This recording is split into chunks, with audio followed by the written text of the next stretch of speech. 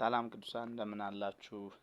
እኔ ወንድማችሁ ሙሌ ነኝ። እንግዲህ ሁሉ ጊዜ የእግዚአብሔርን የምስራቹን ወንጌል የምነግራችሁ የምሰብካችሁ መጽሐፍ ቅዱስ እንደሚናገረው በጊዜም አለጊዜም ጽና፣ በርታ፣ ህይወት የሚገኝበትን ትምህርት የማይሰሙበት ጊዜ ይመጣል። አንተ ግን የወንጌል ሰባኪነትን ስራ አድርግ ተብሎ ተጽፏልና ሁሉ ጊዜ የምንሰራው የእግዚአብሔርን ወንጌል ነው። ሁሉ ጊዜ የምንሰብከው የእግዚአብሔርን ወንጌል ነው። ምክንያቱም ሰዎች ህይወትን እንዲካፈሉ ሰው ህይወት መካፈል የሚችለው የእግዚአብሔርን ወንጌል የምስራቹን ወንጌል ማመንና መቀበል ሲችል ነው። ይህ ወንጌል በጣም ለመቀበል የሚከብድ የምስራች መልካም ዜና ማለት ነው። በጣም ለመቀበል ይከብዳል። ለመቀበል የሚከብደው የእግዚአብሔር የእጅ ስራ ብቻ ስለሆነ መጽሐፍ ቅዱስ በትንቢተ ኢሳይያስ ላይ እንደሚናገረው ሐዋርያው መጥቶ በሐዋርያት ስራ ላይ እንደ ሉቃስ እንደዘገበው ከሆነ እኔ በዘመናችሁ የማይታመንን ሰዎች ቢተርኩላችሁ ቢነግሯችሁ ቢያወሩላችሁ ማትቀበሉትን የማታምኑትን ስራ እኔ በዘመናችሁ ሰራለሁ ይላል እና የእግዚአብሔር ስራ ነው። የእግዚአብሔር ወንጌል የእግዚአብሔር ስራ ነው። እኔም ላወራችሁ የምፈልገው ዛሬ ይህንኑ የእግዚአብሔርን ስራ ነው። ሰው ደግሞ አይቀበልም የእግዚአብሔርን ስራ እኔ ከሌለውበት እንዴት ምናምን ይላል። ለማንኛውም አሁን በሰሞኑ ብዙ ነገሮች ኢትዮጵያ ላይ እንዲሁም በየቤታችን ላይ እየተዘወተረ በአማኙም ባላመነው መካከል የሚነገሩ የሚወሩ አንዳንድ ነገሮች አሉና በተለይ ሰዎች ከስጋቸው ከተለዩ በኋላ ወይ ደግሞ በሚገባን ቋንቋ ካንቀላፉ በኋላ ወይ ከሞቱ በኋላ የሚባለው ነገር አለ። ነፍስ ይማር ይባላል። በየለቅሶ ቤቱ ስኬድም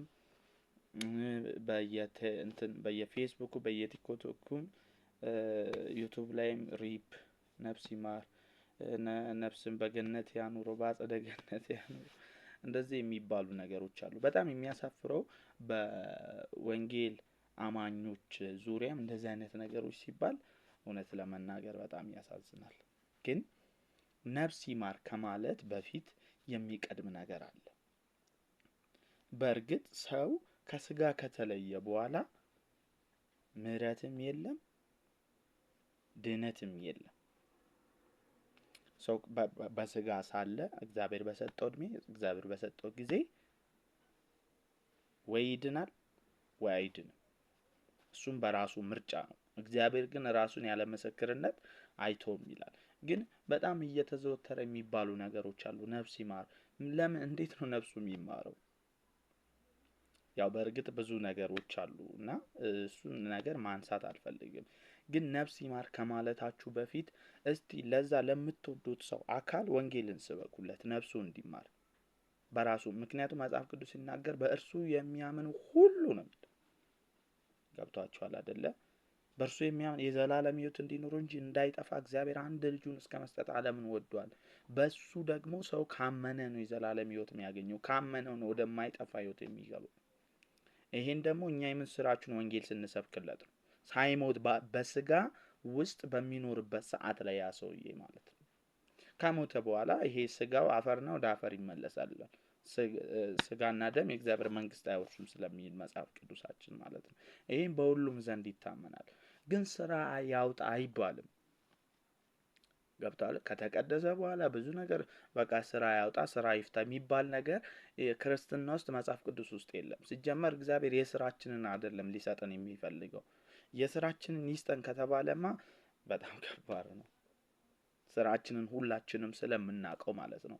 ግን እግዚአብሔር በጣም ከፍቅሩ ብዛት የተነሳ የስራውን የሰጠን እሱ የሰራልንን ነገር እሱ ያደረገልንን ነገር ኧረ ሃሌሉያ እግዚአብሔር ይመስገን። እግዚአብሔር ይክበር። ስለዚህ እኛ ልንቀበል እኛ ልናምን የሚገባው ነገር የእግዚአብሔርን ስራ ነው። ልንተማመን የሚገባው መጽሐፍ ቅዱስ ሲናገር በቲቶ ላይ ቲቶ ምዕራፍ 1 ቁጥር 15 ላይ ሲናገር ኃጢአተኞችን ሊያድን ክርስቶስ ኢየሱስ ወደ ዓለም መጣ የሚለው ቃል ሁሉም ሰው ሊያምነው ሊቀበለው ሊታመነው የተገባ ቃል ነው ይላል።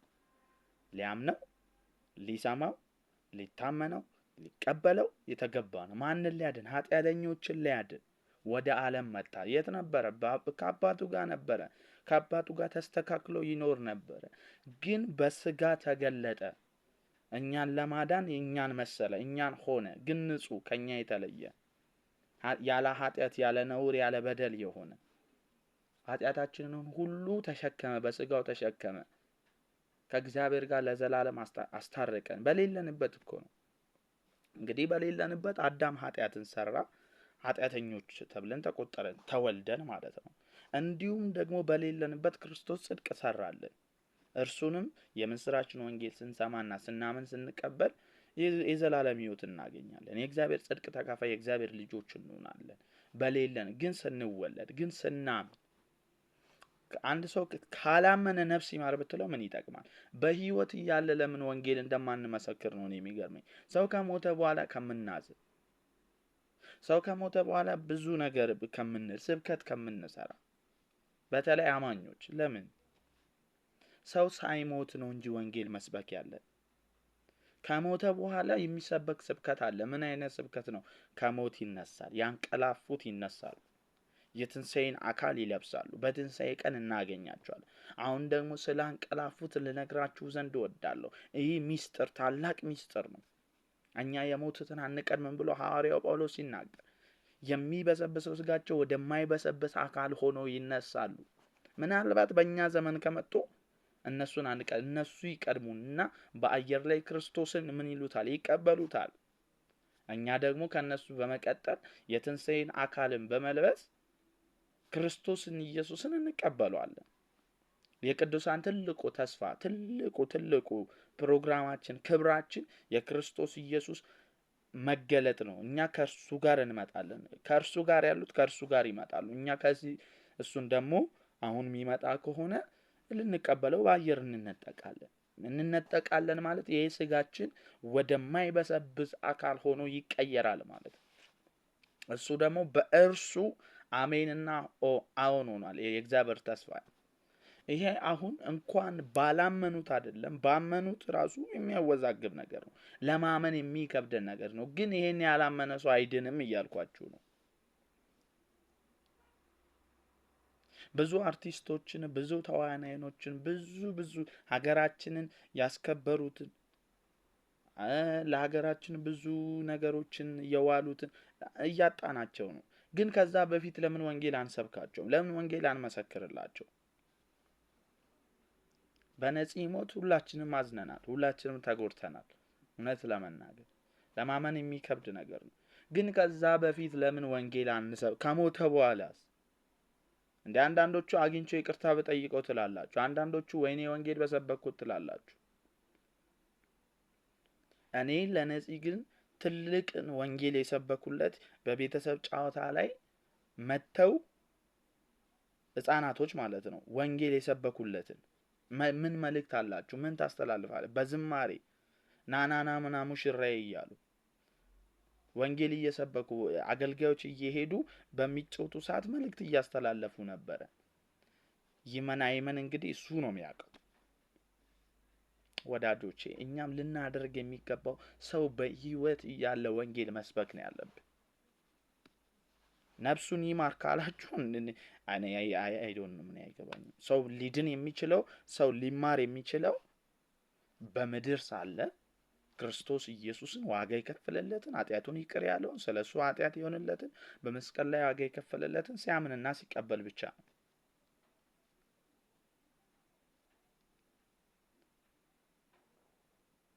ስለዚህ እናንተ ማድረግ ያለባችሁ ነገር ቢኖር ይሄን ክርስቶስን በየስፍራው በየቦታው ሁሉ ጊዜና በሁሉም ቦታ ልትሰብኩ ልትናገሩ ባገኛችሁት እድል ሁሉ ባገኛችሁት በስልኮቻችሁ በዩቲዩብ በቲክቶክ አሁን ወንጌል ሊሰራ የሚገባበት ሰዓት ነው። ልትረሱና ልትዘነጉት የማይገባው ነገር አንድ ነገር ላስታውሳችሁና ልጨርስ። ባለጋራችን ዲያብሎስ ሁሉ ጊዜ አለ። እንደሚያገሳ አንበሳ ይዞራል።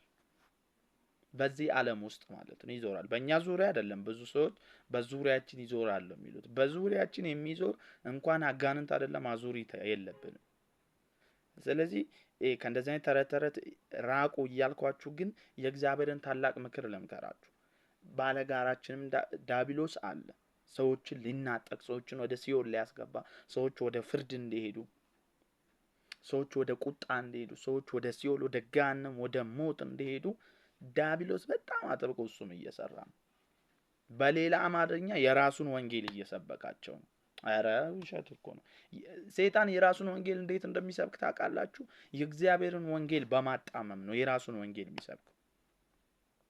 ስለዚህ ከሰይጣን ወንጌል መጠንቀቅ አለባችሁ።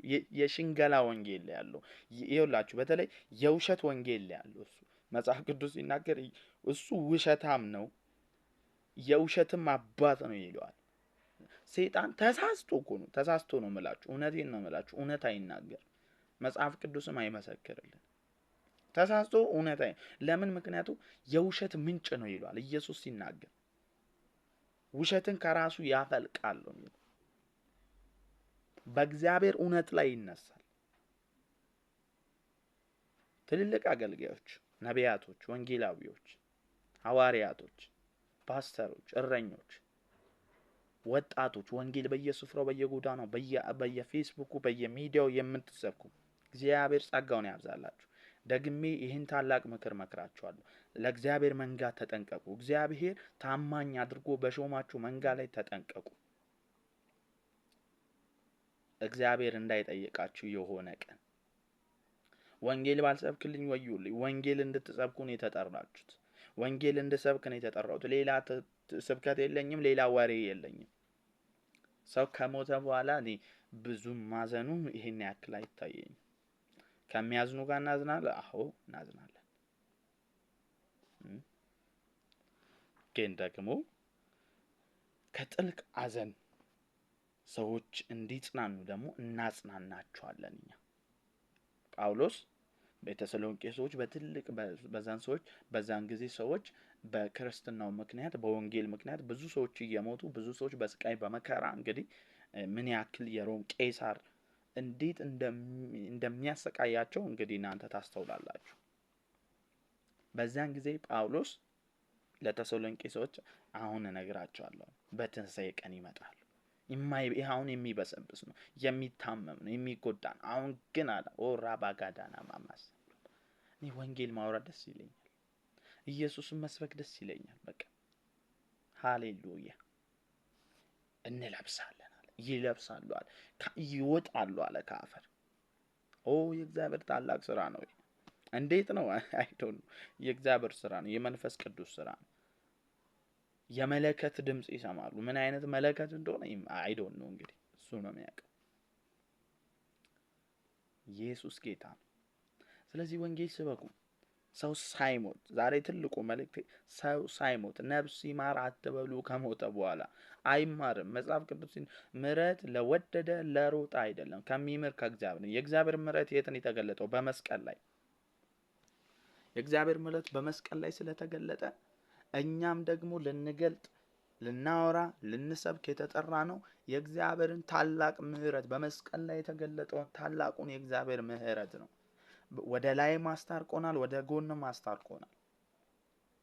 እሱን ልንሰብክ ነው የተጠራ ነው። እሱን ልናወራ ነው የተጠራ ነው። ወይኔ እንትና እኮ ያሳዝናል ምናምን ከማለትሽ በፊት ስበኪ ወንጌል። እንዴ እኔ እኮ ትልልቅ ሰዎችን አላገኝ እንዴት ነው በኢንተርኔት አለ አንዴ ፔጅ ውስጥ ገባ። እኔ ለአዶኒ ወንጌል ሰብኬለታለሁ። በሱ በፔጁ ላይ በጻፍኩለት አንድ ነፍስ አግኝቻለሁ። ክብር ለኢየሱስ። ለኢሼቱ መስክር፣ ለእያንዳንዳቸው ልንመሰክርላቸው ይገባል ለማለት ለምሳሌ ነው ያነሳውላችሁ። በተለይ ወንጌል አማኞች ወንጌል እናምናለን እያላችሁ ነፍስ ይማር ሪፕ ምናምን ብላችሁ የምትጽፉ ይገባኛል፣ ሀዘን መግለጫችሁ ነው። ግን ለምን እንዴ እኛ ታዲያ ከሌሎች ከምንድን ነው የምንለየው? ወንጌል አማኝ ባይዘው ወንጌል አማኝ እኮ ሞት አይልም። አንቀላፋ እኮ ትንሽ እንቅልፍ ወስዶት እኮ ነው። ሰሞኑን ከኢየሱስ ጋር ይመጣል። አረ ሃሌሉያ። ሰሞኑን ከማን ጋር ይመጣል? ከጂሰስ ጋር ይመጣል። ሃሌሉያ። ትልቁ ተስፋችን የክርስቶስ ኢየሱስ ምጽአት ስለሆነ ማለት ነው። እንደዛ ልታወሩ ተጠርታችኋል። እንደዛ ልትሰብኩ ተጠርታችኋል። ተባረኩ። ነፍስ ይማር ከማለታችሁ በፊት ወንጌል ስበኩ።